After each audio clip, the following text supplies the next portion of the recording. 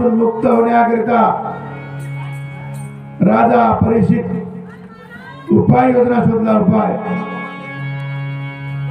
आणि आपली राज्यगादी आपल्या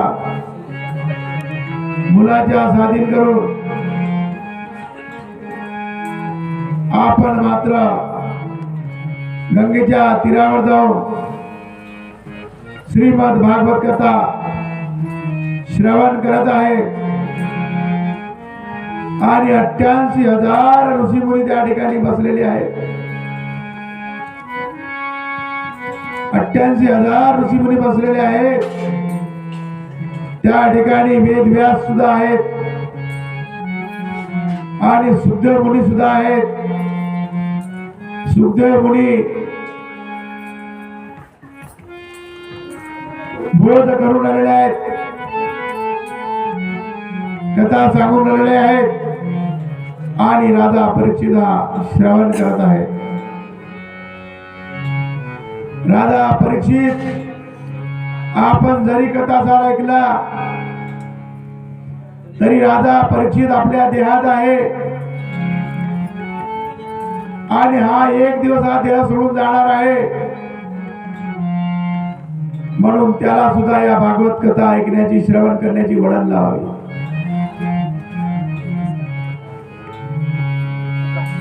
परीक्षा येत असते.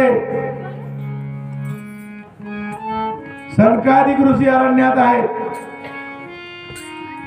आणि ते सुद्धा भागवत भक्तीचा श्रवण करत आहेत. सुखदेव मुनी सांगून राहिले आहेत, शौनक म्हणजे आपले कान.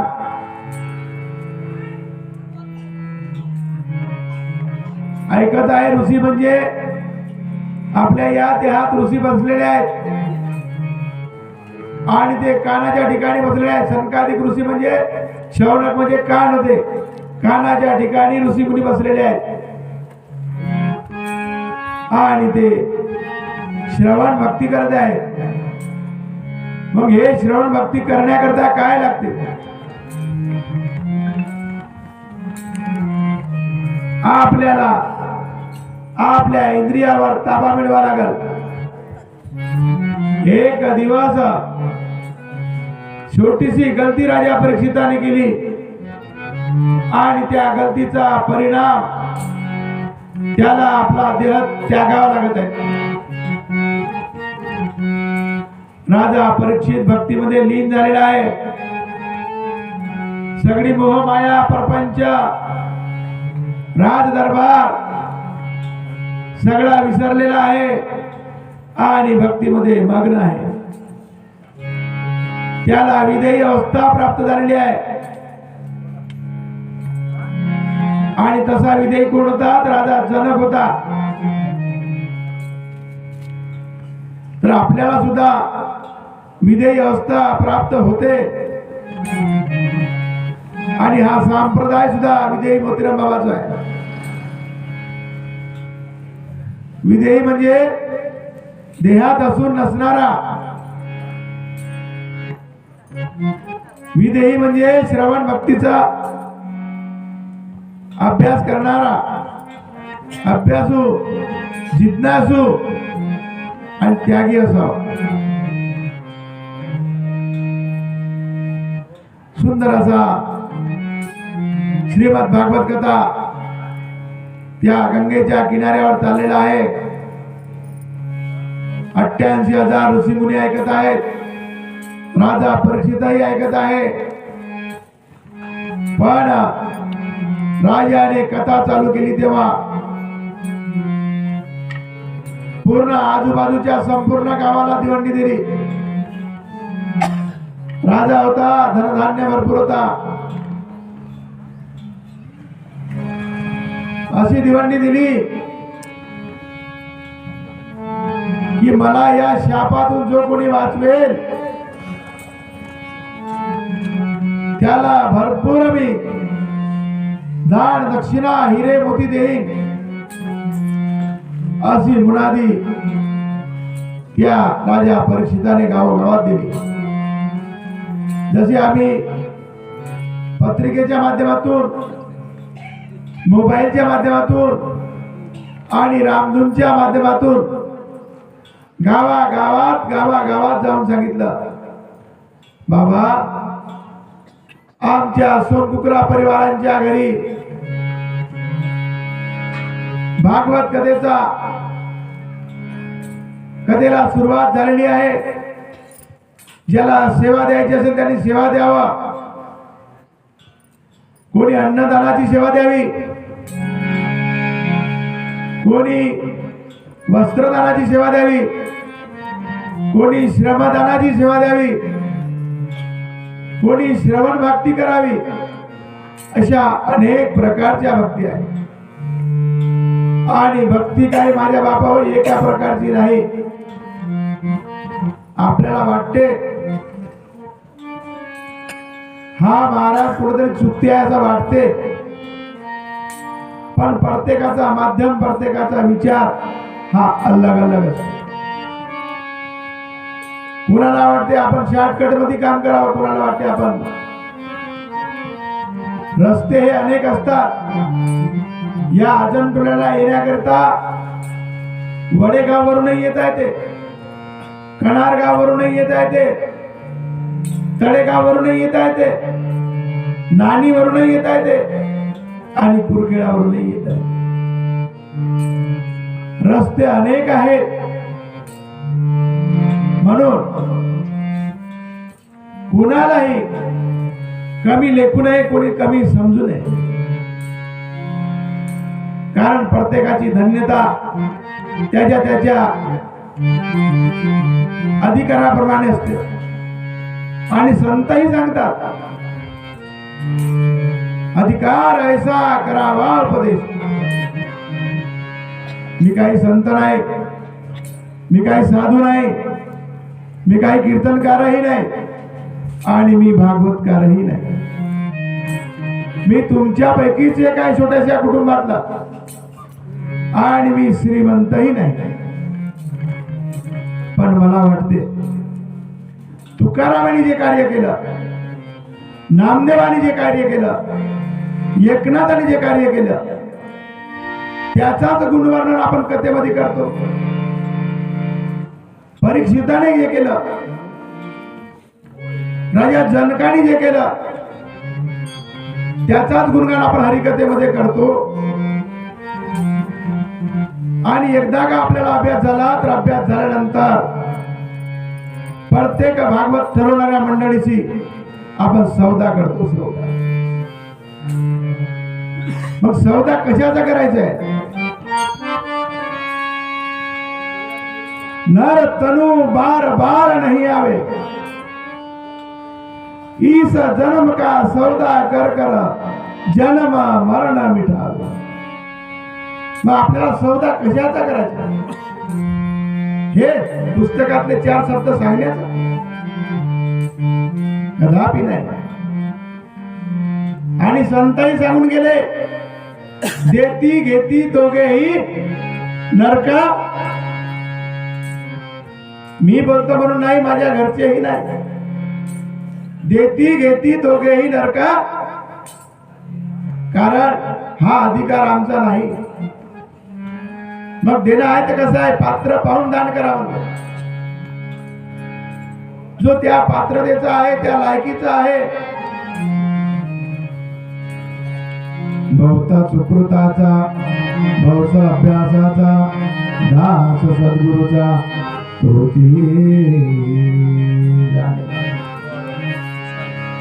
तर कोण्या तुकारामाने, एकनाथाने किंवा नामदेवाने असं सांगितलं नाही आहे, तुम्ही साथीसाठी कथा सांगता तर पैसे घ्या. पण आम्ही संत झालो आता हावरे, लुटेरे. अहो, आम्ही दुनियाकडे बोट दाखवण्याआधी स्वतःकडे पहा. पहिले पहावे मी कोण, कोण ते आहे माझे ठिकाण. देह पावता पतन, कुठे जाऊन राहिलं. आणि याचा परिपूर्ण विचार राजा परीक्षित केला. आणि आपण केलेल्या गुन्ह्याचा त्याने अंगीकार केला आणि आपण केलेला गुन्हा त्यांनी कबूल केला, कबूल. आणि मी सुरुवातीपासून आणि आतापर्यंतही सांगत आहे, बापू मी 20 वर्षापासूनचा काही भागवताचा कलाकार नाही. जेमतेम मी या 3 वर्षापासून भागवत कथा करतो आहे. आणि हे करत असताना माझा शिक्षण काही फार मोठा नाही,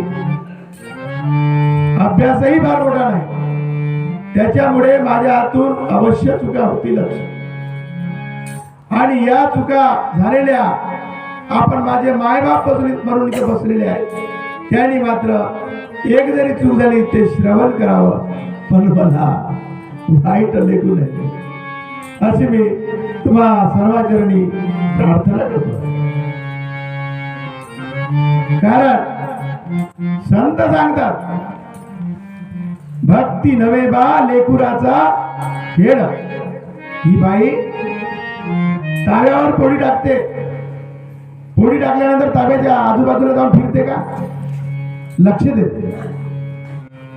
ताब्याकडे पाहत राहते, पोळी जळली नाही पाहिजे ना. आम्ही का करू मा, गेलो असतो बरा नातूला धरायचा. अहो उद्या तुम्ही मेले तर का तुमचा नातू कोणी धरणार नाही का? का करू मा धनाचा चूर्ण. अरे या साऱ्या कल्पना आहे, कल्पना. कल्पना अविद्या तेने झाला जीव, कल्पना विद्या तेने झाला जीव, माय उपाधी शिव भोगे.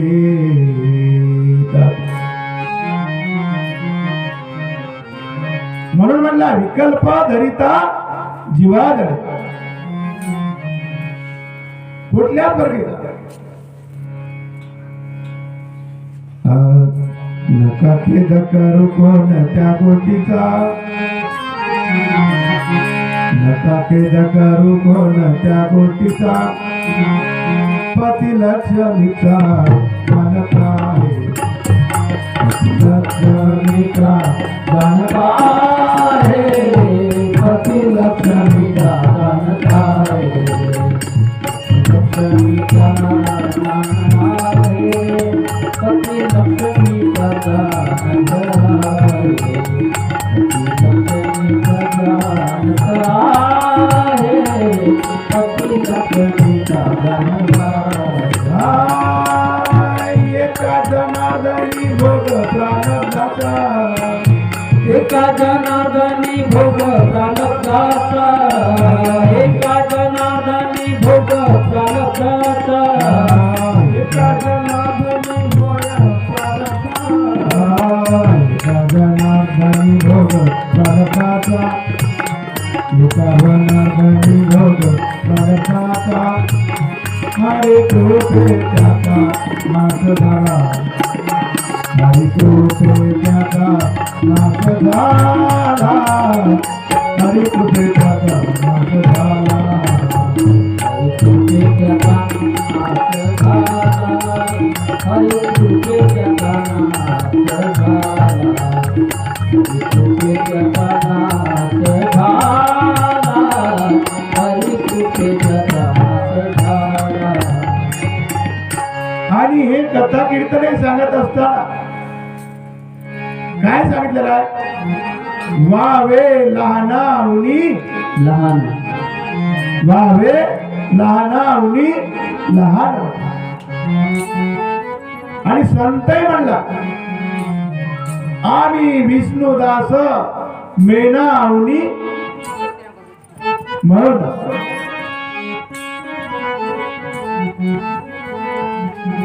तर या सगळ्या गोष्टी की जाणीव राजा परीक्षिताला झाली आणि राजा परीक्षित कथा श्रवण करून आलेला आहे.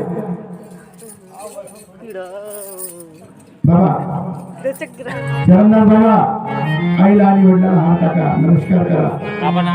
जोडीने सीधा बाबा ना आले, बोला. सोडू करा बाबा, इकडे या बरं तुम्ही.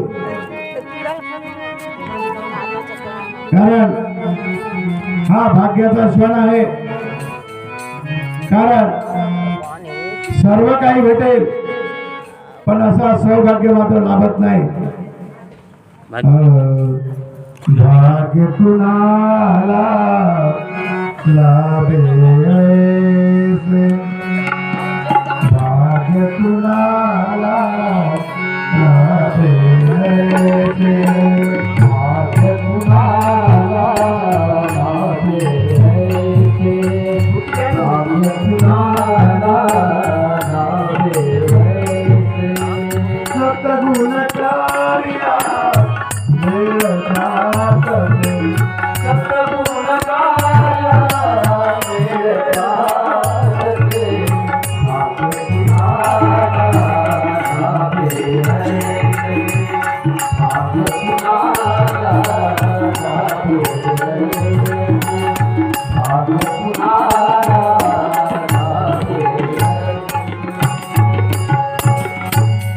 आणि मोठ्यातला मोठाही संत असेल तो कोणीही एकाएकी वरच्या पायरीवर चढू शकत. जाण्याच्या त्या पायऱ्या टेप बाय टेप. माझा 50-55 वर्षाचं आयुष्य गेल्यानंतर अखेर मिळाला. आमच्या मनातही नव्हता, ध्यानातही नव्हता, पण एका संतांनी असा प्रसंग आणला. प्रसंग आरोप केला त्याने माझ्यावर आणि त्या संतांच्या महापुण्यामुळे आम्हाला हा भागवताचा सिंहासन. तर खरोखर निंदक असावा, कारण निंदकाशिवाय आपली सुधारणा होत होणारे जरूर असतात. आणि तेच आमचे मायबाप. पण संत काय म्हणतात? राजा परीक्षित ऐकत आहे, सुखदेव मुनी सांगत आहेत, आणि इकडे कथा काय झाली मुनादी दिलेली आहे. गावगावचे लोक राजा परीक्षिताच्या या कथा कहाणीमध्ये आलेले आहेत. आणि एक ब्राह्मण निघाला, ब्राह्मण विद्वान ब्राह्मण निघाला, आणि तक्षक नावाचा सर्पही निघाला या भागवत कथेमध्ये येण्यासाठी. पण या दोघांचा मत काही अलग होता. हा ब्राह्मण निघाला होता राजा परीक्षिताला वाचवण्याकरता, आणि तक्षक नावाचा सर्प निघाला होता या राजा परीक्षिताचा जीव घेण्याकरता. पैदलचा रस्ता होता.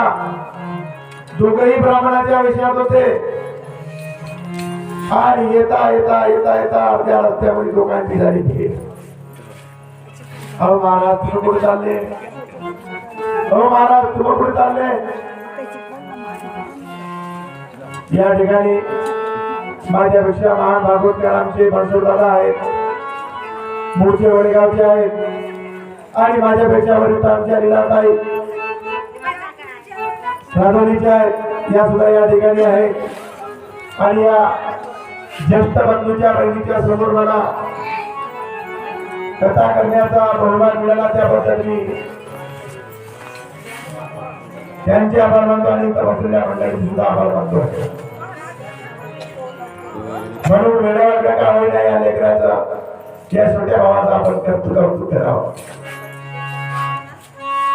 आणि वरहार संत ठेवावं. तर या ब्राह्मणाची आणि तक्षकाची रस्त्याला भेट झाली. भेट झाल्यानंतर अहो तुला तुम्ही कुठे चालले, तुम्ही कुठे चालले, असं लोकांची भेट झाल्यानंतर हा ब्राह्मण काय म्हणते, अरे म्हणे मी राजा परीक्षिताला मरू देणार नाही म्हणे, माझ्याकडे मंत्र आहे म्हणे संजीवन, जरूर वाचवी म्हणे. त्यावेळी मात्र हा तक्षक नावाचा सर्प जागृत झाला. जागृत झाला. पण ब्राह्मण कसे असतात पैशाचे, आजही पहा उद्याही पहा, ही सर्वात जास्त पैशाची प्रथा लावली असते तर ब्राह्मणाची लावली. पूजा केला पाहिजे, लग्न लावला पाहिजे, एखादी विधी केला पाहिजे, भागवत केला पाहिजे, सर्व पैशाचा बाजार मांडला असेल तर या बरोबर आहे. आणि या पोथीपुराणाचा लाभ मांडला असेल तर त्याहीच मांडला, पण हरकत नाही. त्यांच्यामुळे आम्हाला हा एक लाभ झाला की आम्ही सर्वजण मिळून कथा ऐकत आहोत, कथा करत आहोत.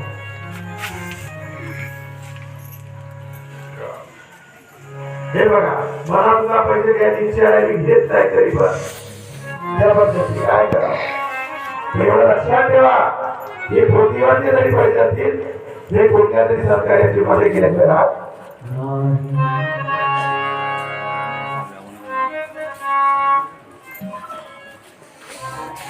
याच्यामुळे सहज पुरवावं लागते. आज 50 मिळाले, उद्या 100 भेटते.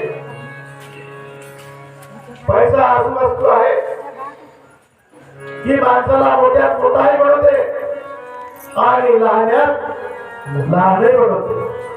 पैसा अशी वस्तू आहे, माणसाला श्रीमंतही बनवते आणि माणसाला चोरही बनवते.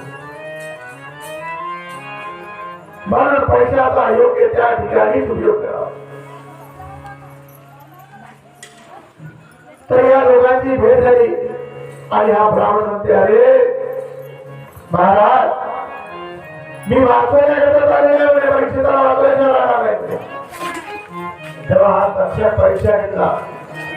अरे बाबा, तुझ्याकडे एवढी शक्ती ताकद आहे, दाखव म्हणे. या केळीच्या झाडाला मारून दाखव म्हणे आता आता. त्याने आपल्या मात्र शक्तीने त्या शरीराच्या झाडाला मारून दाखव. आहे तू विद्वान, तर याला जिवंत करून दाखव. त्या क्षणी जिवंत करून दाखवला. तेव्हा या तक्षक नावाच्या सभाला वाटलं, अरे हा आपली काही विद्या चालू देणार आणि ऋषीचा शब्द काही खरा होऊ देणार नाही. म्हणून याने उपाययोजना केली आणि रस्त्यामध्ये पाहिजे तेवढे पैसे त्या ब्राह्मणाला दिले. पैशाच्या पायी ब्राह्मण समोर जाण्याचा विसरून गेला. रस्त्यातच मला एवढे वेळ जाते की समोर कशाला जाऊ पण. हे रस्त्यातले पैसे घेतला, आपल्या खिशात थोडी टाकला आणि घरी निघून गेला. अशी आज आमची पैशामुळे गती झालेली आहे. आपण एकमेकाचा विचार करणार सोडून दिलेला आहे आणि आपले सगळे तरी कसे भाव हवा, काका मामा आणि जगामध्ये दोस्त मित्र सर्व ठिकाणी करत मात्र मागला मानलेला आहे. आणि या युगाचा नावही कलियुग आहे, कलियुग.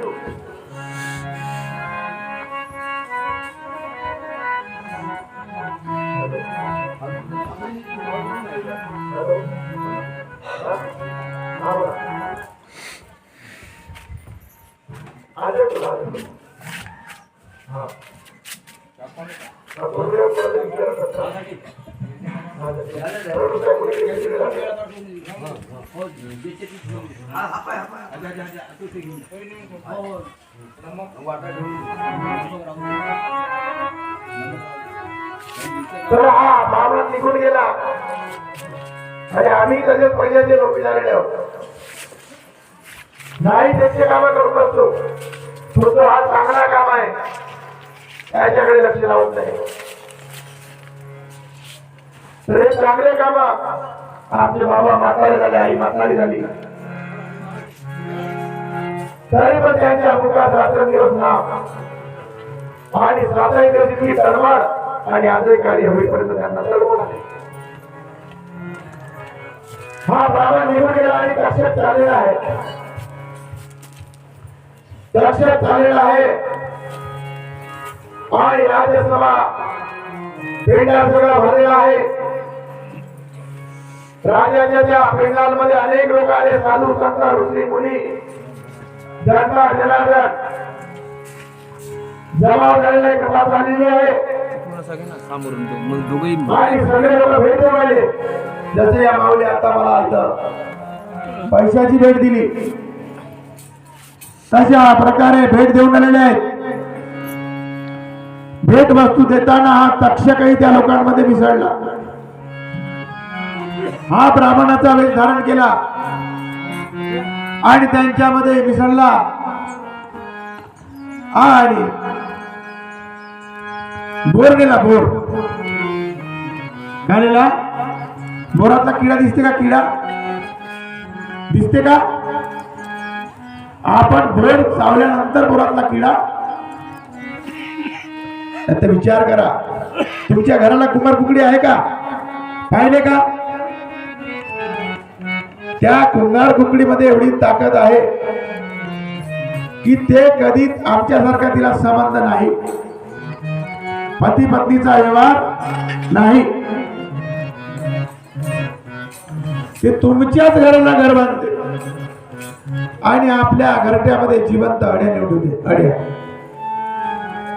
आणि त्या अड्याला 40 दिवस अशी आपल्या काट्याने टोचते. गांजवली सारखी असते ती, गांजवली सारखी 40 दिवस टोचते आणि 40 दिवसानंतर त्यांना आपल्यासारखे मजबूत करून सोडते. नेताना का नेली? जिवंत अडी. आणि सोडताना का सोडली? आपल्यासारखी कुंभार कुकडी. खोटं असेल तर तुम्ही आपल्या घराचा त्या कुंभार कुकडीचा घर फोडून बघा, तुम्हाला हे चित्र दिसेल. मग एका किड्या किटकुडामध्ये एवढा पावर आहे तर आम्ही तुम्ही तर बुद्धिजीवी आहे, आमच्यामध्ये का नसावी? म्हणून हे कार्य साधू संतांनी रचला. हे कोणासाठी रचला? अहो त्यांना हा लपेटा झाल्या, दुःख झाला आणि आम्ही मात्र ऐशो आराम सुख भोगत आहोत. तर हा तक्षक नावाचा सर्प राजा परीक्षिताच्या जवळ गेला, दर्शन केला आणि परीक्षिताच्या हाताचा बोर भेट दिला आणि राजा परीक्षिताने ते स्वीकारली. आणि बोर हा आवडीचा प्रकार आहे. बाजूचा माणूस खात असला तरी आपल्या तोंडाला पाणी येते. बोर म्हणा, चिंच म्हणा. तर राजा परीक्षिताने ती बोर आपल्या तोंडाला लावता बरोबर त्या बोरामधून तक्षक नावाचा सर्प तयार झाला आणि राजा परीक्षिताला दंश केला. दंशने होण्याच्या आधीच राजा परीक्षित हा देहभान विसरलेला होता, ईश्वर भक्तीला प्राप्त झाला होता आणि विधेयी अवस्थेमध्ये होता. पण कथा कहाणी जे ठरलेली आहे ते सत्य झाल्याशिवाय राहत नाही. अशा प्रकारे राजा परीक्षिताला सर्प दंश झाला आणि आजच्या 7व्या दिवशी मात्र त्याचा मृत्यू झाला. झोप लागली होती त्याचा मृत्यू झाला. विचार करा, राजा परीक्षित मृत्यू कशामुळे झाला असेल तर त्या सुवर्णामुळे. सुवर्ण मुकुट आपल्या डोक्यावर लावल्यामुळे त्याची आत्महत्या बिघडली. आणि आम्ही तर इकडून तिकडून 10-10, 5-5